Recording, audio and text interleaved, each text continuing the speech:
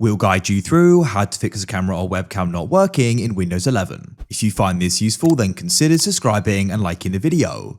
This problem's annoying because perhaps you want to go and take a video or go and talk to somebody using your camera. To get started, you want to go and open up the camera app if you haven't already, search for it at the bottom. First of all, make sure you've got the correct privacy settings. So you can press search at the bottom and go and type in settings like so. Go to the left and go and press privacy and security. Scroll down and you need to go and find camera and make sure camera access is switched on. And then you can go and give apps access here. You'll need to go and have them switched on here.